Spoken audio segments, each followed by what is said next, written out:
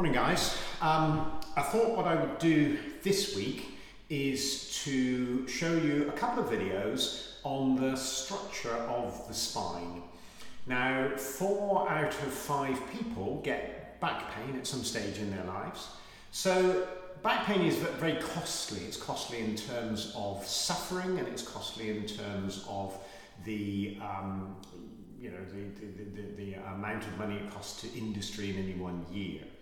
So knowing a little bit about the back can be helpful both in terms of treatment and prevention of problems, and understanding how the spine works in training and exercise. So today we'll look at the spine, the basic structure of the spine, and then later on in the week we'll have a look at how the spine functions itself. So this is a model of the spine, and the essential thing is that it is a chain of individual bones, about 36 individual bones, and they're separated for convenience into compartments. So we've got the neck region that we call the cervical spine. We've got this region here, which would normally have the rib cage there, and that is called the thoracic spine. Then we have the lower back, or the lumbar spine, and then we have the sort of rudiments of the tail, the sacrum, which is this triangular bone, and then on the bottom here we've got the little coccyx, which is the aspect of the tail that we would have if we were in this position like a dog or a horse, where the tail would sit up.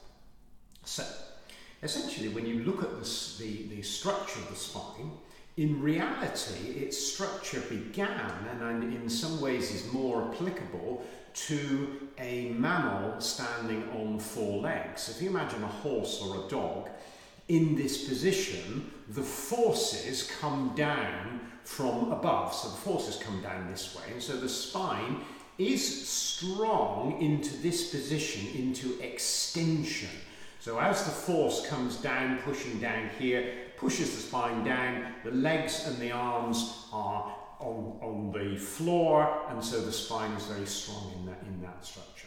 But of course we're not on 4 legs, we're on 2 legs, and when we're on 2 legs, there is a different amount of force, because as we bend forwards, the tendency is for gravity to bend the spine, and so the stress is placed on the spine into flexion. And as we'll see later on in the week, that has important connotations for both training, injury prevention, and for how the spine actually works. But what I want to do now is to take an individual section of this spine and just look at it in a little bit more detail. So if we take 2 of the individual bones, what we see is known as a spinal segment.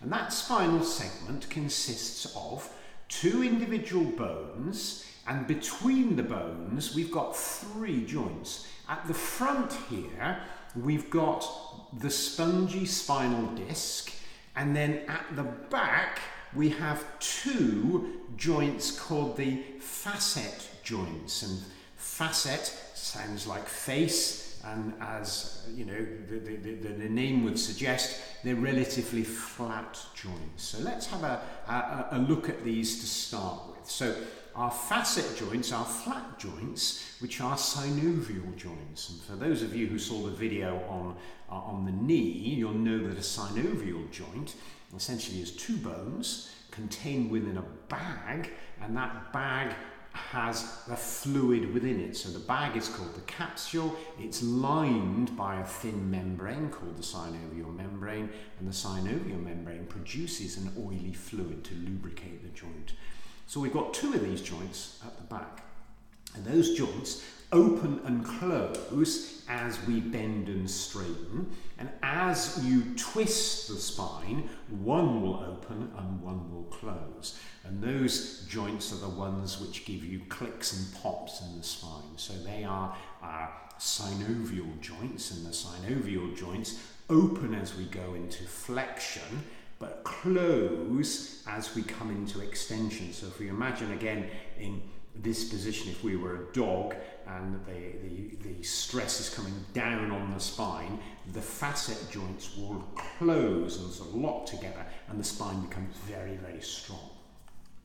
But at the front of the spine, we have this spinal disc. We've got our wobbly spine here. So we've got our spinal disc, and the spinal disc itself acts a little bit as a shock absorber, but it also facilitates movement. In other words, rather than the spine being a solid bone, it can be these individual bones, and with this disc in between acting as a cushion, as the spine moves, shock is absorbed, and each individual spinal segment can contribute a little bit to the individual movement.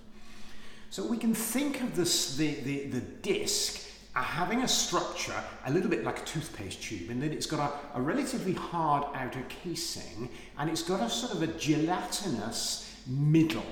And that's a very clever and very strong design, because what it means is that as the spine moves, we get pressure changes within the gel, and the gel acts a little bit like a ball bearing between these two rigid bones.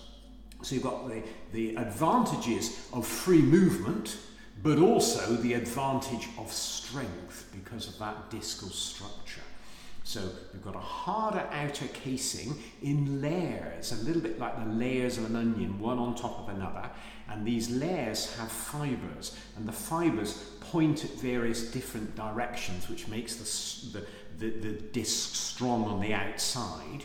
And then the inside of the disc is this gel, which is under pressure and moves slightly forwards and back, and so that gives us the movement. So we've got strength and movement combined. Very clever structure and a very clever design.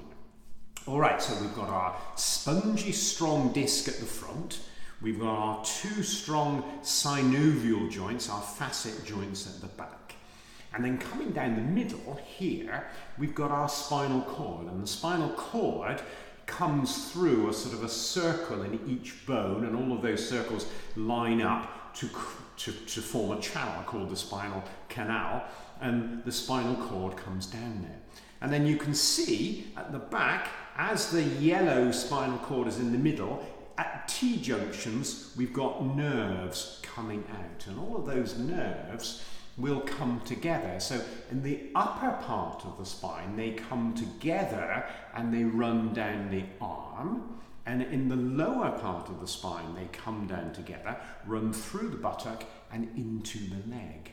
So these individual nerves have names. So in the question of our arm, we've got our radial nerve on the thumb side, we've got our ulnar nerve on the little finger side, and then we have our median nerve in the center. And in the leg, we've got the sciatic nerve, and that will be a name that people are familiar with a condition called sciatica, which affects the nerve. We've got a femoral nerve at the front of the thigh, and then we've got an obturator nerve on the outside, down the side of the leg. So we've got nerves within the spine itself. Okay, so nerves do a number of things. They conduct electrical impulses, and when they do that, they have three primary functions. First function is feeling, and we call that a sensory function. The second function is movement, and we call that a motor function.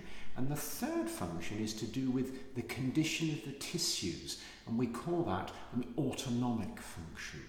So anything which affects one of those nerves, we mentioned that condition sciatica, so anything that affects one of those nerves can give a patient symptoms in those three areas. So they might have weakness in the leg, for example, that is a motor function. They might have tingling or burning sensations or pins and needles, and that is a sensory function.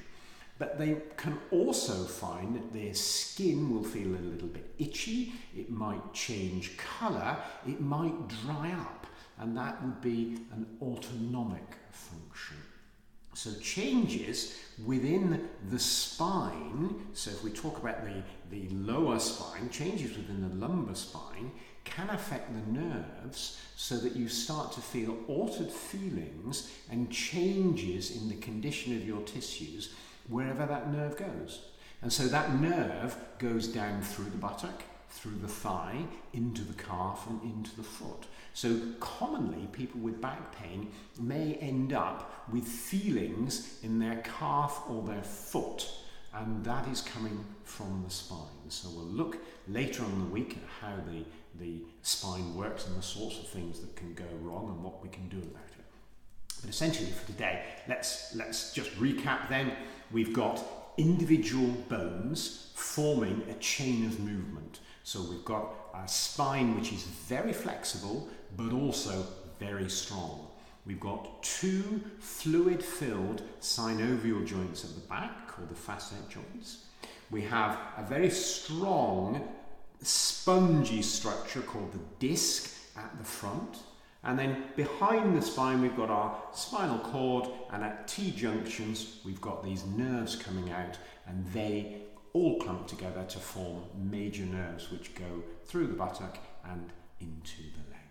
So later on in the week we'll have a look at how the spine starts to structure, how it starts to function rather, the sorts of things that we can do to strengthen it, and we'll also have a look at the sorts of things which can go wrong with the spine and some of the more modern treatments. Great stuff. All right, so we'll leave it there today, and I'll see you later on in the week.